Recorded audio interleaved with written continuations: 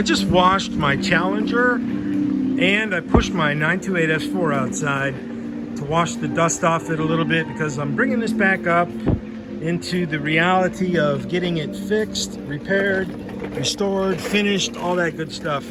It's going to happen.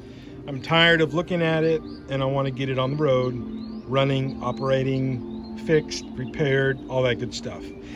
I have time to do it now because last year, 2020, as you all know, was difficult for pretty much everybody worldwide with the economics of the world, this scamdemic and COVID foolishness. A lot of people lost a lot of money, including me. Lost about 75% of my business last year.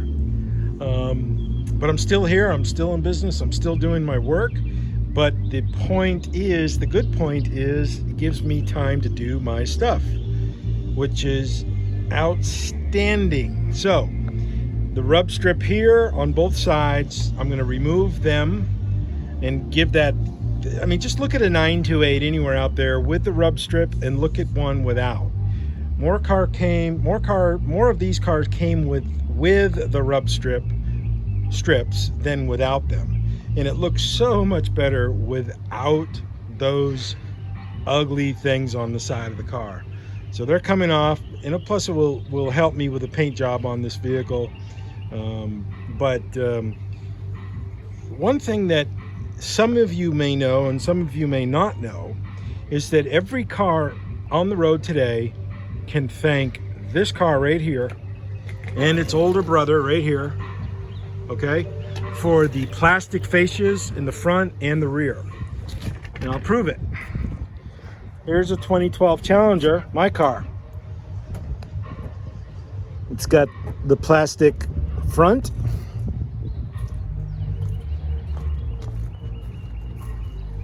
and it has the plastic rear and steel. Porsche was the first car to do this. When I first saw this car, not this car, but a Porsche 928, I went all over it and I was like, I couldn't believe what I was looking at.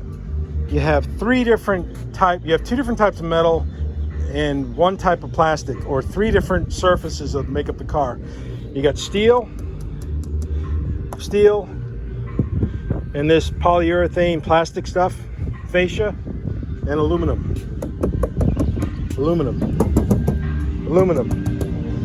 And then the front fascia is still plastic. And I just couldn't believe it. I couldn't believe how ingenious this was to do a car this way. And every car out there, with the exception of trucks, is built this way today.